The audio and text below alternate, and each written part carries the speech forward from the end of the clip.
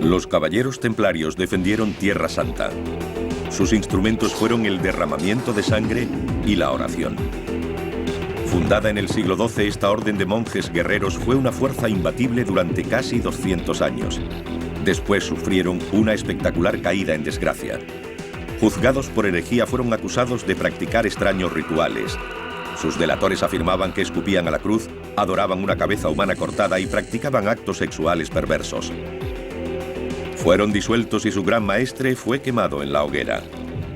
Desde entonces, su nombre ha conllevado un aire de misterio y romance. Hoy, libros como el Código da Vinci adornan el mito de los templarios. Persiste la afirmación de que guardan el objeto más sagrado de la cristiandad, el Santo Grial. Más allá de la leyenda, exploraremos el auténtico mundo de los caballeros templarios, un mundo edificado en piedra.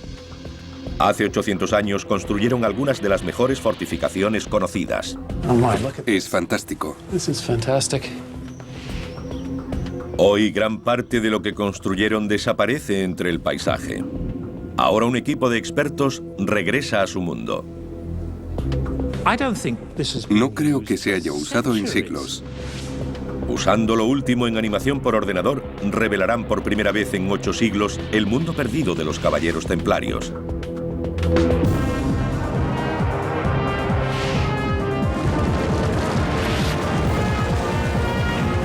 Mundos perdidos, los caballeros templarios.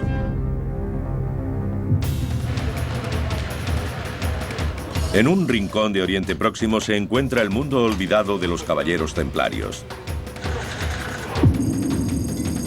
La actual ciudad siria de Tartus fue la Antartus o Tortosa de los templarios, dominada por su espléndida fortaleza. Los que pasaron por la ciudad en el siglo XIII hablaban de una enorme capilla y un gran salón, un castillo inexpugnable y sólidas murallas con torres que parecían coronadas de piedras preciosas. Ahora lo único que permanece intacto es la catedral. En tiempos de los templarios fue un importante lugar de peregrinación. El resto de la ciudad fue desapareciendo. Solo quedan fragmentos de ruinas incrustadas en la ciudad moderna. Hoy los habitantes parecen ignorar que viven en la que fue la gran ciudad de una hermética organización internacional. Nuestros expertos reunirán las pistas encontradas en Tortosa para reconstruir el mundo perdido de los templarios.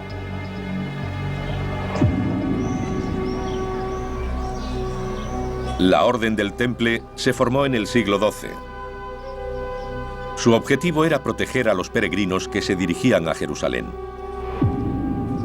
El profesor Paul Crawford está siguiendo el viejo camino hacia la antigua ciudad. Era tan peligroso que un peregrino escribió a su casa después de hacer la ruta, contando que había visto montones de huesos esparcidos a ambos lados del camino. Si un amigo moría, no te parabas a enterrarlo, porque esa fosa podía convertirse en la tuya. Podía aparecer cualquiera, matarte y enterrarte en ella.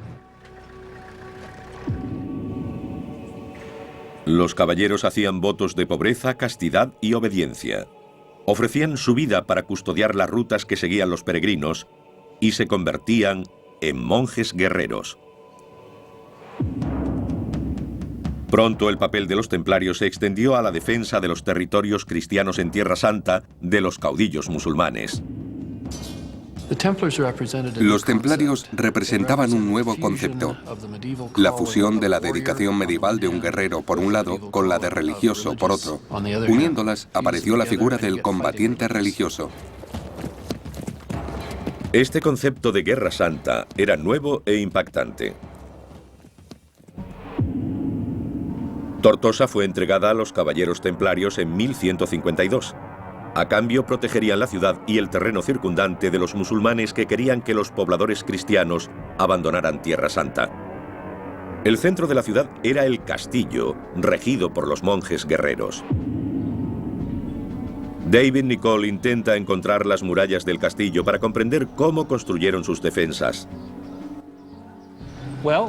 Esta es la muralla interior. Tiene lienzos cortos entre esas torres que sobresalen. Parece una especie de zigzag, pero son torres individuales. David pasea entre las fortificaciones advirtiendo que aún queda mucho de ellas en pie. Parece que esta pequeña calle abraza la muralla. No podemos seguir más en esa dirección. El muro, hecho de grandes bloques de mampostería, desaparece entre esas casas. Enlazando todos los restos se puede desvelar la verdadera escala del castillo. 2 murallas concéntricas lo rodean por 3 lados. Protegiendo el flanco que da al mar, hay 2 grandes torres. Estas murallas fueron diseñadas para soportar al atacante más implacable. Documentos de la época nos hablan de ejércitos enemigos que intentaron socavar las defensas para tomar el castillo. El primer paso era llegar a la base del muro. Al menos en francés medieval, el sistema normal de hacerlo era lo que llamaríamos un chat, un gato. El gato era una sólida estructura de madera que se iba deslizando hasta el muro, soportando las flechas y piedras que los defensores lanzaban desde arriba. Irían avanzando muy lentamente, hasta llegar al muro. Entonces los atacantes cavaban un túnel bajo la muralla que iban apuntalando hasta terminar la tarea. Colocarían material inflamable alrededor de los maderos, como paja, aceite de oliva y grasa, cualquier cosa que ardiera fácilmente. Lo encenderían y saldrían corriendo. Los puntales se quemarían y el muro empezaría a desmoronarse bajo su propio peso. Habrían roto el escudo. Los muros del castillo de Tortosa estaban diseñados para resistir a los zapadores enemigos. La distancia entre las torres parece ser la del alcance de una ballesta. El espaciado de las almenas permitía a los arqueros cubrir la zona entre ellas. Había una muralla exterior relativamente baja y probablemente una interior un poco más alta. Así los arqueros podían disparar por encima de la exterior. Pero había un problema para tirar desde las torres de Tortosa. La mayoría de las ballestas de la época estaban diseñadas para disparar horizontalmente, y aquí los templarios tendrían que apuntar hacia abajo. Eso era un problema porque ocurría esto. Podían disparar al enemigo, pero no de la forma que querían. Entonces desarrollaron un ingenioso dispositivo. Incorporaron una pinza que no sujetaba la flecha con fuerza, pero la retenía en su sitio. Y como puede verse, disparaban en cualquier ángulo, sin errar el tiro. Pero arcos y flechas eran inútiles ante esto. La gran máquina de guerra medieval, un maganel. Esta enorme catapulta de casi 20 metros de altura es la más grande del mundo. Se utilizaron 6 robles para construirla.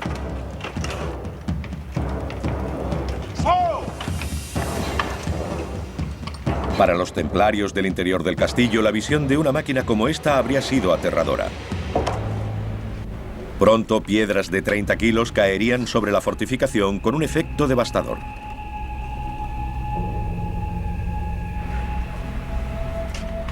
Con un alcance de unos 500 metros, estas catapultas tenían potencia para derribar grandes murallas.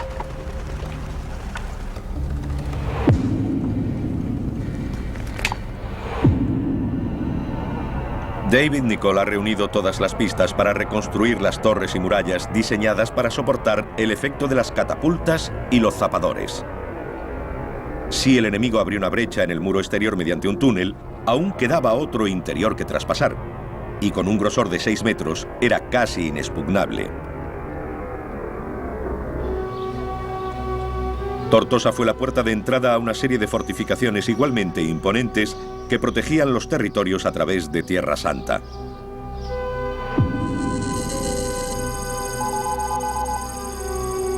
En el centro del reino cristiano estaba Jerusalén, y aquí los templarios adaptaron el lugar religioso más importante del mundo a sus propósitos. En la primera cruzada de 1099, los cristianos tomaron Jerusalén a los musulmanes. En el monte del templo se erigía la espléndida mezquita de Al-Aqsa, construida en el siglo VII. En el Jerusalén cristiano, Al-Aqsa serviría como cuartel general de los templarios. Eso significaba que ellos quedaban así unidos a uno de los lugares más importantes de la cristiandad. En la Biblia hay todo tipo de historias asociadas con esa zona. Se supone que Jesús caminó entre sus muros haciendo milagros.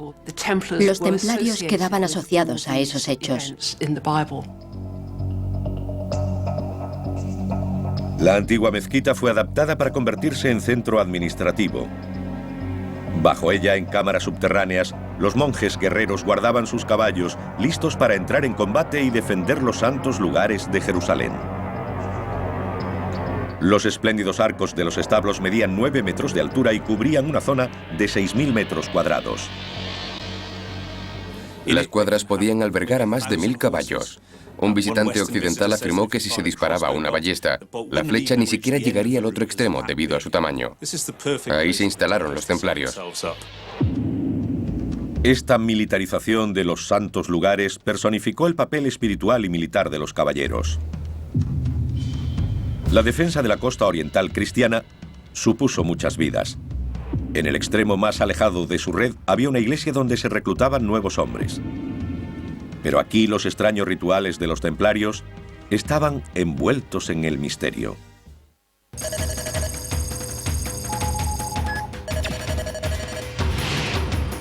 En el centro de la ciudad de Londres está el cuartel general inglés de los caballeros. La iglesia templaria fue consagrada en 1185. Su estructura recuerda a la del templo más importante del mundo cristiano, el Santo Sepulcro de Jerusalén. El Santo Sepulcro se construyó en el lugar en que muchos cristianos creen que Jesús fue crucificado, enterrado y resucitado de entre los muertos. Igual que el Santo Sepulcro, la nave de la iglesia templaria es circular. Dentro de estos muros tenía lugar un misterioso ritual para investir a nuevos miembros.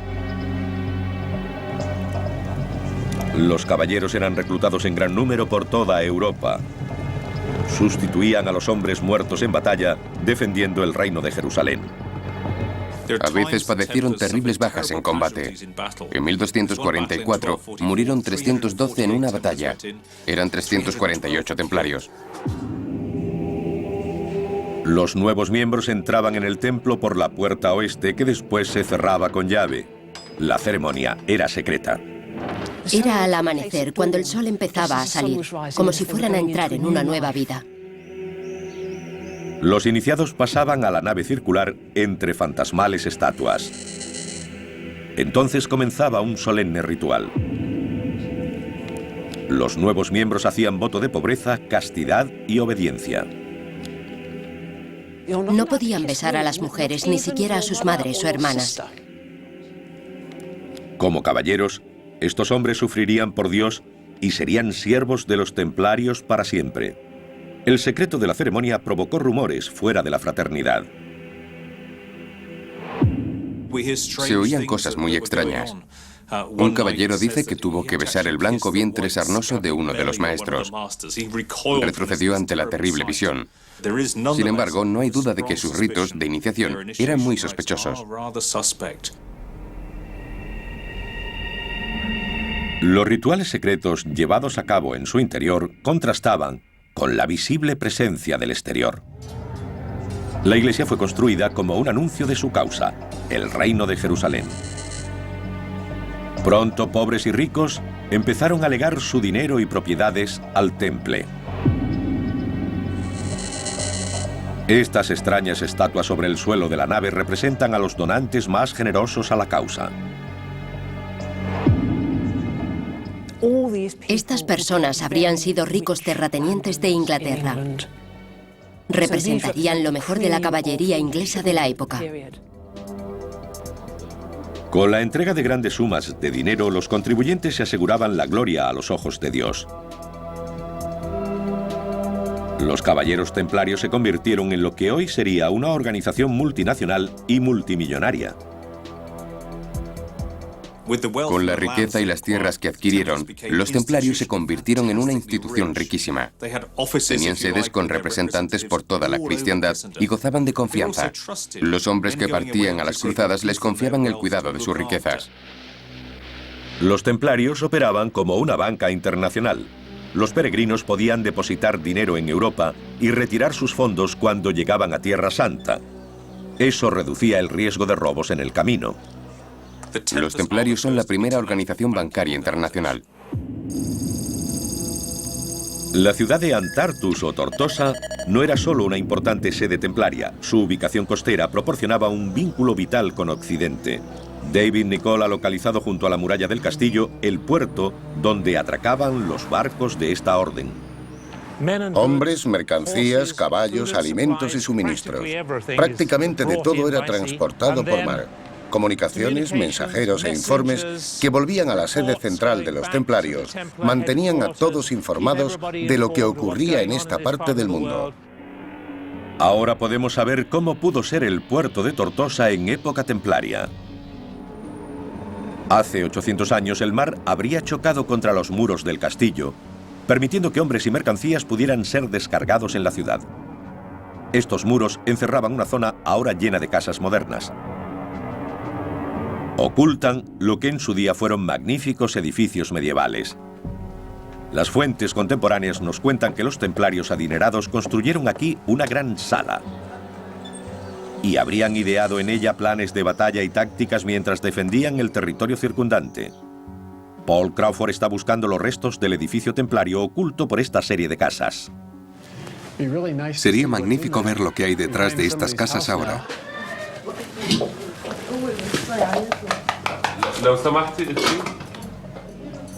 ¿Puedo entrar? ¿Puedo entrar? شكرا شكرا شكرا.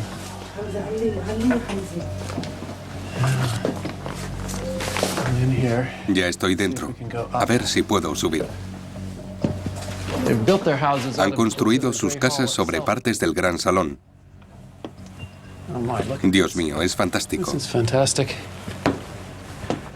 La gente está viviendo junto a las murallas del gran salón.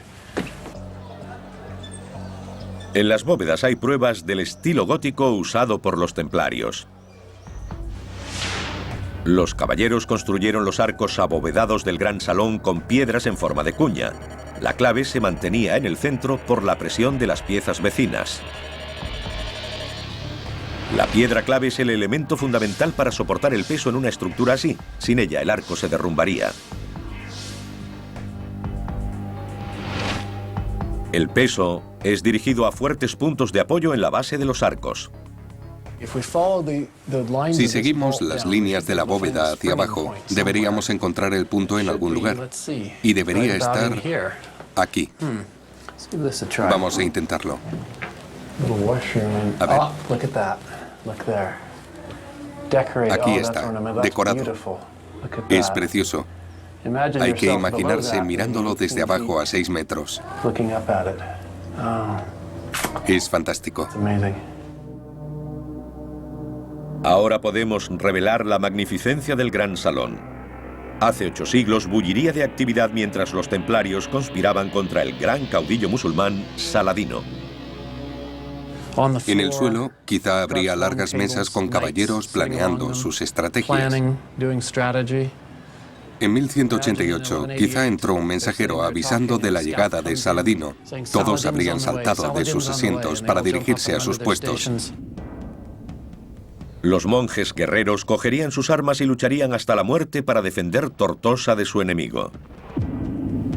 Pero para los templarios, rezar era tan importante como combatir. Enterrados en algún lugar de los muros del castillo deben estar los restos de una capilla. Paul Crawford espera encontrarlos. La tenemos. Ahí arriba. Es increíble caminar por aquí y descubrirla, escondida en un pequeño rincón de Tartus. No la ha usado nadie durante cientos de años. Es increíble, maravillosa.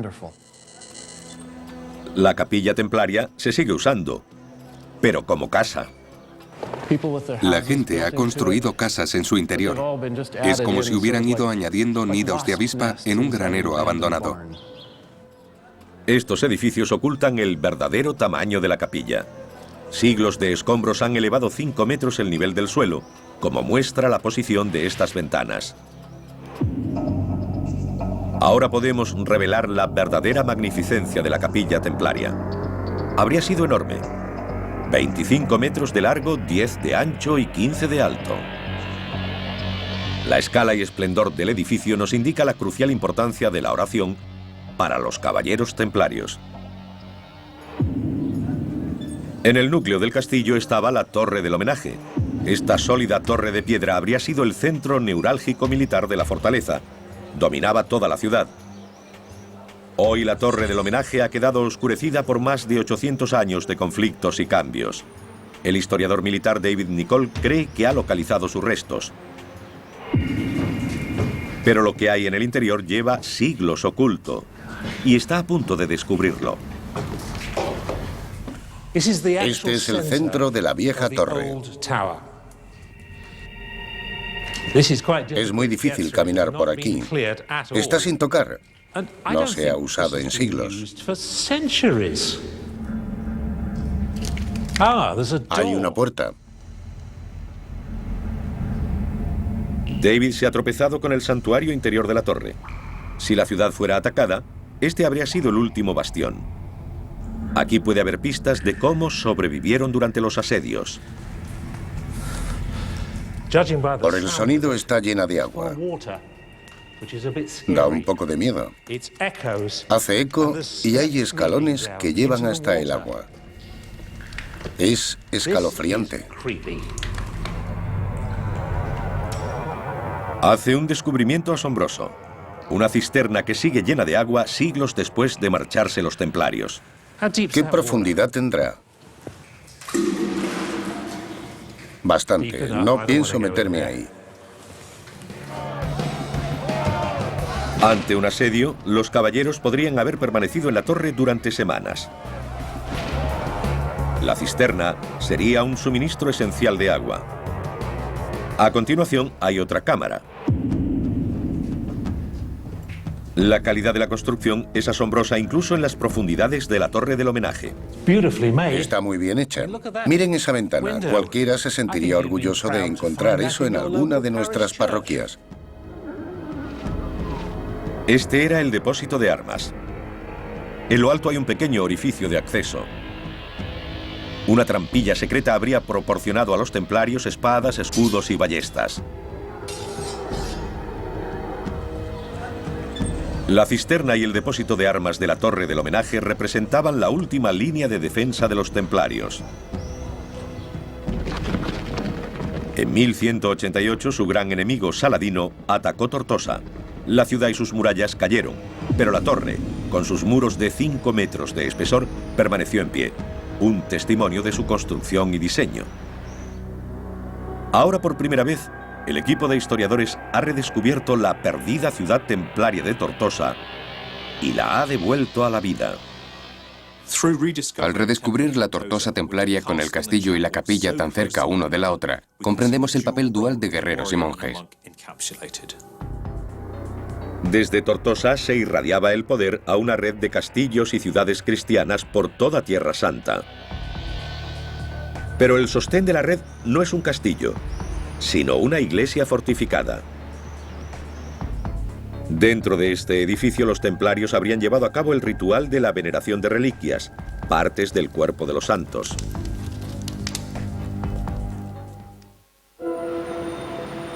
Desde el puerto de Antartus o Tortosa, los caballeros irradiaban su poder y riqueza por toda Tierra Santa. A casi 50 kilómetros de Tortosa está Chastelblanc, en la frontera del reino cristiano. Hoy todo cuanto queda es una solitaria torre de piedra en una colina que domina la moderna ciudad de Safita. Chastelblanc sobresale 30 metros sobre el pico más alto de la región. Pero es un edificio especial y único. Es una iglesia fortificada. Es el ideal templario, hecho piedra. La fe cristiana defendida por el poder militar. Se unen la función del guerrero y la vocación religiosa porque es un edificio religioso. Es una iglesia, pero tiene saeteras en vez de ventanas con vidrieras. Oculta dentro de los muros de 5 metros de espesor de la iglesia fortificada hay una escalera secreta. Conduce al tejado. Paul Crawford está explorando la fortificación para determinar por qué se construyó Chastel Blanc precisamente aquí. Ahora entiendo por qué los templarios construyeron una red de castillos en este lugar. No es un desierto, no está cubierto de arena. Hay huertos, olivos, naranjos y limoneros. Mucha riqueza vegetal. Es un paisaje muy bello. No era atractivo solo para la vista, también lo era para el bolsillo. Un territorio muy valioso económicamente. Desde aquí divisaban todas las fortificaciones cercanas con el inexpugnable Chastel Blanc en el centro de una red defensiva. Era el sostén de una red de castillos que mantenía esta rica y fértil tierra defendiéndola. Chastel Blanc tiene un bello diseño compacto, con una capilla en el nivel inferior y un dormitorio encima. Debajo, tallado en la roca, hay un depósito de agua. Pero para el constructor medieval, levantar una fortificación en lo alto de esta colina representaba un reto importante. Es muy caro construir un castillo así. Solo hay que ver el espesor de los muros, el tamaño de los bloques y lo cuidadosamente que fueron ensamblados. El historiador David Nicol ha estudiado cómo lograron mover estas gigantescas piedras de 1000 kilos para construir sus castillos. Usaron grúas de madera y poleas. Era un sistema muy sofisticado. Tenían la misma ingeniería que nosotros, con la diferencia de que entonces todo era madera y cuerdas. No había acero ni ningún material de ese tipo. Y en vez de electricidad o combustible diésel, la tracción la proporcionaban hombres o animales. Una persona se colocaba dentro de la rueda y caminaba, como los hámsters en la rueda de su jaula. Eso se transformaba en potencia que tiraba de las cuerdas. Era muy eficaz. La ingeniería utilizada es impresionante, pero no lo es menos su calidad. Cada piedra está labrada a la perfección. Miren esto. La parte inferior de la ventana está inclinada para poder asomarse. En caso de que llegara algún enemigo, se podían disparar flechas y dar en el blanco gracias a la pendiente. No había ningún ángulo muerto. Para los templarios, la guía en el campo de batalla llegaba de Dios. Dentro de su capilla fortificada, los monjes guerreros habrían participado en rituales religiosos, venerando reliquias de santos. En la historia cristiana siempre ha existido ese elemento de aproximación a un santo, venerando o incluso tocando sus reliquias. A menudo se trataba de un fragmento de hueso o un trozo de ropa de un santo, a veces de algo más tremebundo como una cabeza cortada.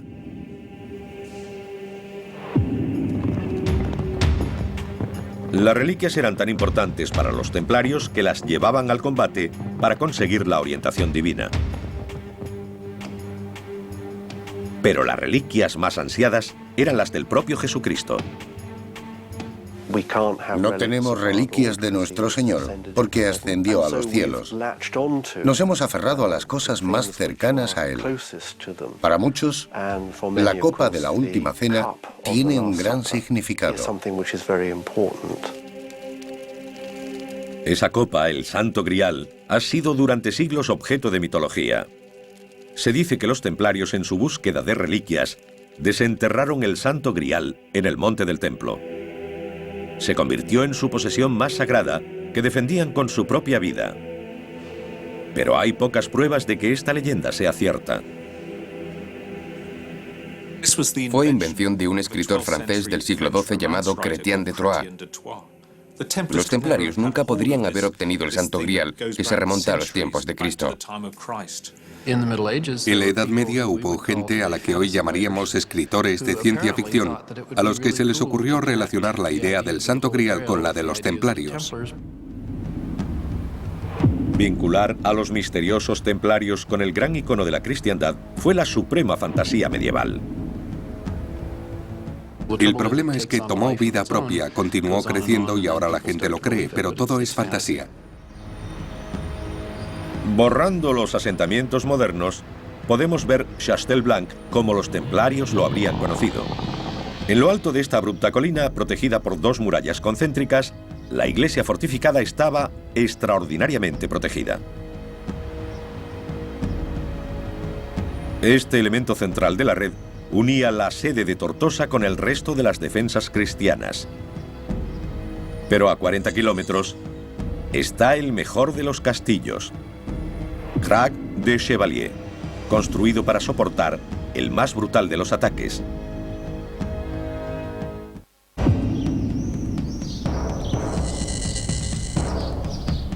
Lawrence de Arabia calificó a Crac de Chevalier como el mejor castillo del mundo.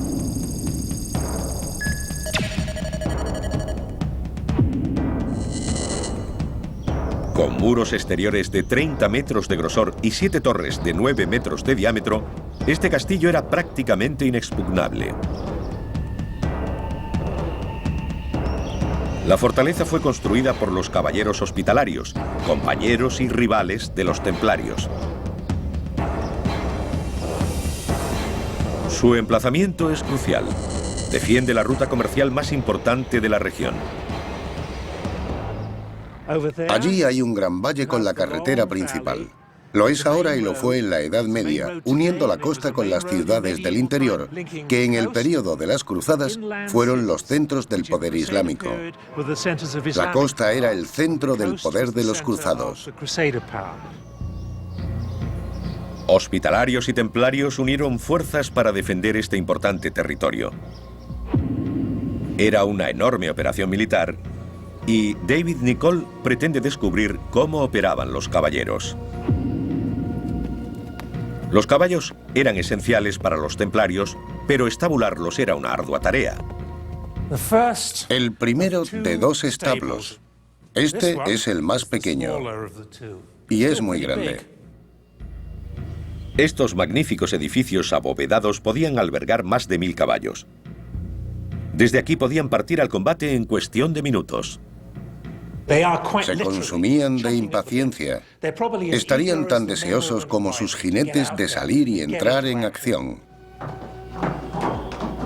Los caballos también eran esenciales para transportar armas, alimentos y hombres por el castillo.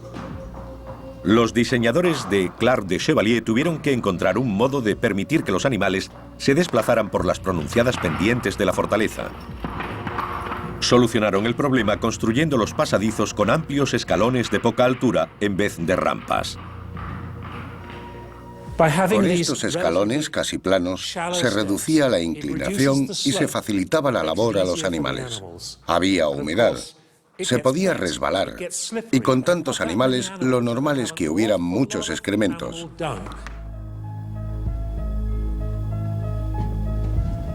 El movimiento de los hombres por el castillo también era importante, especialmente bajo un ataque. Estamos en las profundidades de esta gruesa y sólida pieza de mampostería. Esto es conocido como un muro-galería, un pasadizo secreto dentro de la amplia fortificación que permitía a los caballeros moverse ocultamente alrededor del castillo en momentos de ataque. Les gustaba estar tan ocultos como fuera posible del enemigo. En pleno ataque, la gente corre de un lado a otro proporcionando flechas a los tiradores, llevando agua y comida o ayudando a los heridos. Había mucha actividad durante un sitio. Los caballeros disparaban desde las aspilleras y también desde una ingeniosa pieza de ingeniería medieval llamada matacán.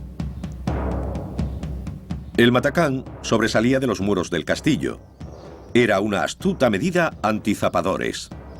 Estando sobre ellos podían lanzar piedras o cualquier material hiriente, agua hirviendo o aceite hirviendo. No, el aceite no, porque era muy caro. Pero se podía verter agua hirviendo sobre la cabeza de los zapadores. Era un método muy eficaz. Les caía encima.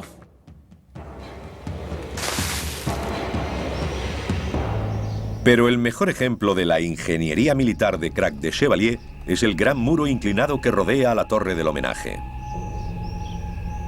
Llamado talud, evitaba que el enemigo socavara las torres.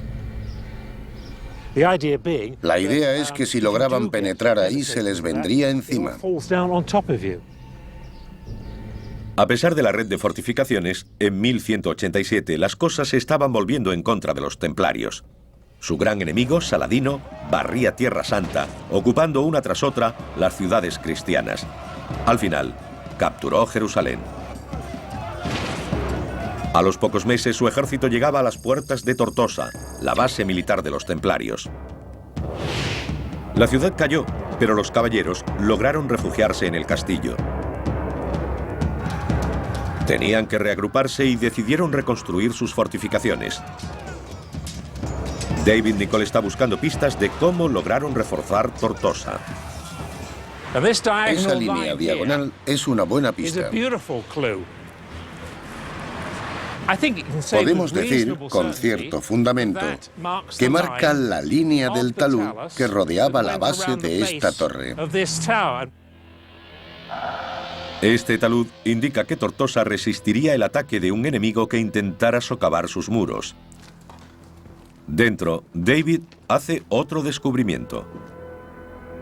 Está claro que la parte interior de la torre del homenaje, que cuenta con un depósito de armas y una cisterna, está rodeada de una fortificación tardía. Lo que hicieron los templarios fue añadir material en el exterior. Lo fortalecieron y agrandaron. Por fuera estaría el mar. Ahora la estructura era muy fuerte. El descubrimiento de David revela cómo se construyeron los refuerzos de la torre del homenaje de Tortosa. Este segundo muro creó un pasadizo en el que se podían cubrir los arqueros para defender las fortificaciones internas.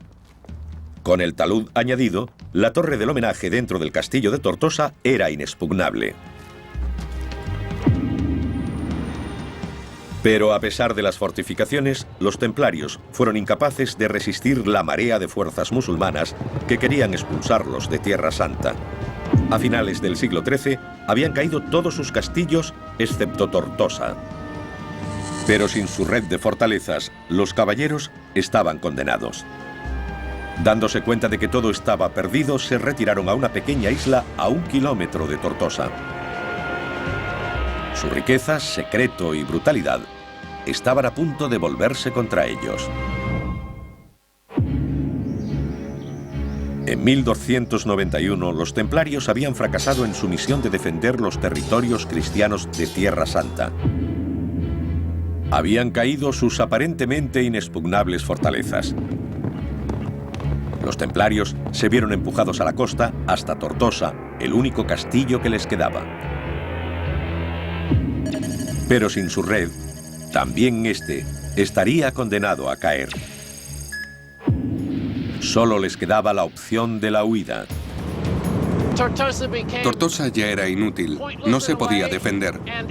En agosto de 1291, los templarios cogieron sus barcos y zarparon.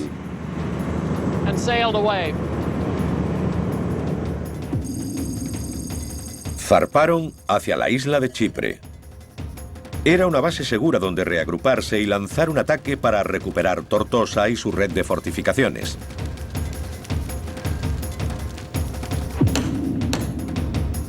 Prepararon una flota de barcos diseñados para transportar a los caballeros hasta la costa.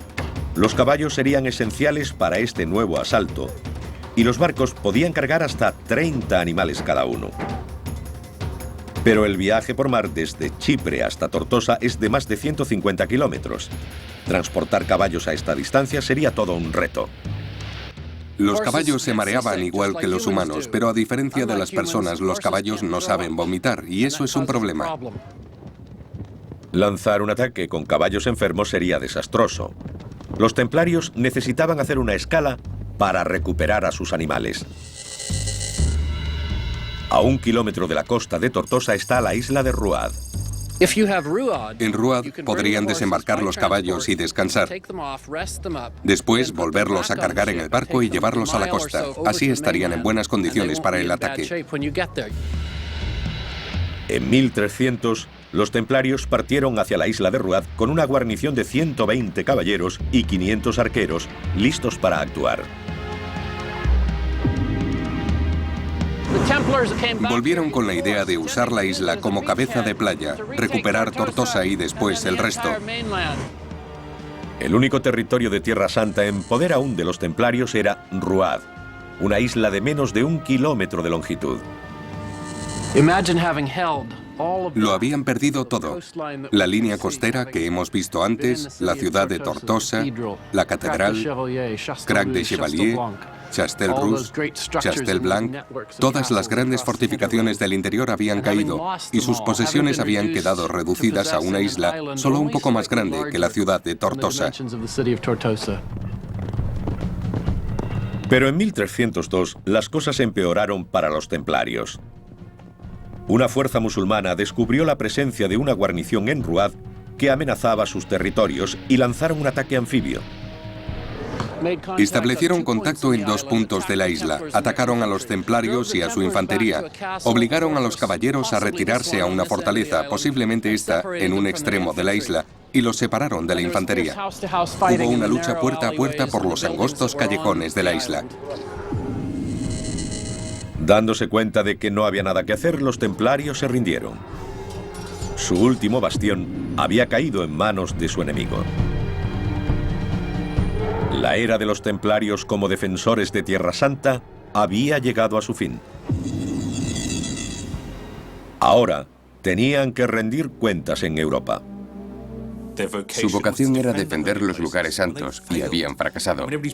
La gente llevaba siglos financiándolos porque ellos iban a salvaguardar los lugares cristianos, pero fallaron. La reputación de los grandes templarios había quedado destrozada. El 13 de octubre de 1307, el rey de Francia ordenaba su detención. Los acusó de negar a Cristo, de escupir a la cruz, de orinar en la cruz. Los acusó de prácticas homosexuales, de adorar ídolos y cabezas. Molestaban sus misteriosos rituales, en particular la ceremonia secreta de recepción en la que los nuevos caballeros juraban su entrada en la orden. La gente se preguntaba qué podría pasar detrás de esas puertas cerradas. Si era algo bueno, como decían los templarios, si era algo sagrado y honesto, ¿por qué nadie podía entrar a verlo? Debía ocurrir algo horrible y obsceno que querían guardar en secreto. No hay humo sin fuego. Los templarios fueron interrogados bajo brutales torturas.